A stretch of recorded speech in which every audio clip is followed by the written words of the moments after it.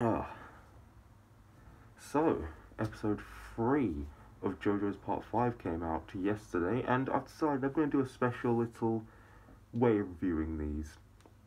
Off the top of my head, a day after I watched the review, just to see how memorable the episode was. Because, in my opinion, if something's really good, you'll remember it. So this is going based purely off what I can remember of the episode, to have a little unique spin on everything. So the episode begins continuing where we left off on the previous episode with Bruno and Giorno on the rooftop. Not really a rooftop, it's like a terrace type area. Looking over the city, continuing their conversation. And Bruno basically agrees to Giorno's proposition and says, "Okay, I'll take you to one of our sub leaders, because no one actually knows who our leader is." He goes through basically a little like, what's the word I'm thinking of? Middlemen. Let's just call them middlemen. They're basically middlemen who, like I said, sub leaders who will carry out the orders for the big gang boss. And Bruno basically goes, "I'll take you to one of these guys, and he'll give you a test. If you can pass the test, you get in. If you don't, tough shit." So we find out that this guy is being held in prison, not because he committed he committed a crime, and the reason he's still in there is because he just feels like it. He feels no need to leave. And in fact, as Giorno points out when he gets inside, he's probably actually safer in there due to him being inside a big maximum security prison. Giorno begins their conversation. We find out the guy's name is, what was it? Poplo, I think it was? Yeah, it was Poplo. And he asks Giorno what he believes is his best, what is best look in someone, and that is, I believe, Giorno's capability. So Poplo asks him, "What are you capable of?" And Giorno, being the absolute monster that he is, basically produces, presumably using his stand ability, produces everything from this guard's pockets that he stole when they were giving a pat down prior to entering the prison. Of course, this impresses Poplo quite a bit, and he, of course, as again we assume he doesn't know that Giorno has a stand. He's like, "Oh, that's quite impressive of you. But I believe that the most important thing to look for in a person is trust." So he gives Giorno a challenge. Take this lighter, and if you can keep it lit for the next 24 hours, you're in. If you can't, tough shit, you're out. Get out of my sight. So of course Giorno goes, "Okay, that should be relatively easy." But him just moving his hand towards the lighter is already causing enough of an air current to start putting it out. So this isn't going to be as easy as Giorno thought.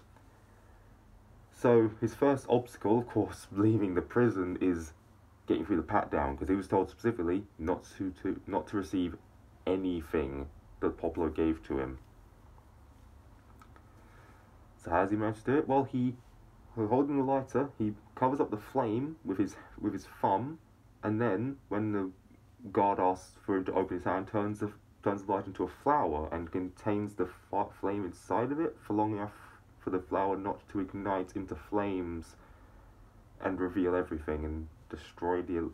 What happens when Giorno's stand... If he turns, say, again into a plant and it gets burnt alive by an inanimate object, does it deal with damage to the inanimate object? Hopefully get an answer to that one, because I don't know. But Giorno makes it out, and it pretty much just continues the rest of the episode, him just trying to make it back to his dorm and protect the lighter, which he's able to do with quite a few disturbances here and there. But as he makes it back to his dorm, he's about to set up the lighter to keep it just there, safe for the next 23 hours, because it's taking about an hour to get there. Koichi shows up and is looking for his passport, because remember in the first episode, Giorno stole it. Now Giorno was planning on giving it back, because Giorno's a nice guy, I guess. I mean, he stole from Koichi in the first place, but he's going to give his passport back, so I'm sure it evens itself out. It's fine. He's only joining the mob.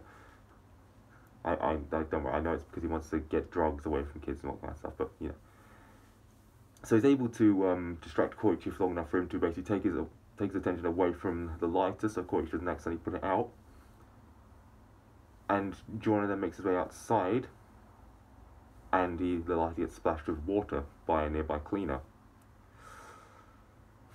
So Giorno thinks, well, I am fucked. What am I going to do now? But the cleaner points out, oh, but it's still emitting gas. If you just flick the lighter again, it should turn on. Yeah, let me have a look at it. Flicks the lighter, turns back on, gives it back to Giorno. Hey, cool. But as Giorno turns to leave, he sees a stand appear out of nowhere. This black stand. It looks kind of strange, and it instantly approaches the old man, basically rips his fucking soul out, and produces a stand arrow from its mouth. And then kills the old guy because he doesn't have the potential to manifest a stand. And then he turns to Giorno and goes, You reignited the lighter, didn't you? Well, time to see if you are worthy of a stand.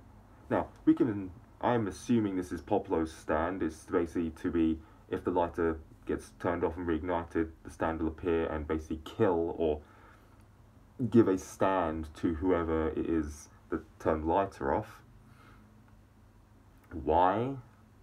I don't know.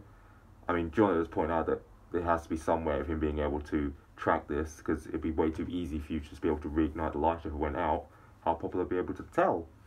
I mean, I had a fear of that it's filled with gas, so you could probably measure how much gas is left in it if you, say, just put it out, put it onto the side somewhere, and then just reignite it before you got there. You could go, hey, this thing seems pretty full still, so, But that's where the episode ends, with Giorno and this mysterious unnamed stand about to engage in combat. And that was it. So I'm assuming next episode we're going to have a fight of some description, or Poplo's going to show up, or Giorno's going to reveal his stand, and Poplo's going to be like, that's fucking cool, you're in. I don't know, but I guess we'll see then. I may know the stand's name because I'm an idiot and like giving myself spoilers. But yeah, that was the episode. Pretty decent. It was alright. I liked the kind of tension of wondering if Giorno's going to be able to keep the lighter lit. I was assuming he was going to keep it lit the entire time, because, you know, it's a protagonist trying to achieve his goal. It's very, very, very unlikely that they're ever going to fail, you know, this especially this early. But it got put out, and now we have to deal with the consequences. I'm still fairly confident he'll get in, because, you know, it's the first step to the protagonist achieving their goal. I don't really know how the plot can continue if Giorno doesn't achieve this, so, you know, I'm fairly confident he is going to make it in. But yeah, that was that. If I missed anything, let me know, because, like I said, off the top of my head, it's purely just based on what I can remember of the episode. I guarantee I probably would have missed one or two little things here or there. But I'm assuming the big like leader of the gang is going to be like the main villain of the series. Like, that seems relatively obvious, but who knows? This is Araki we're talking about. It could be bait and switch. But yeah, that was my quick memory based review of episode 3, not part 3. Should probably get to a review of part 3 at some point, just a general overarching review of it, but that's for a later time.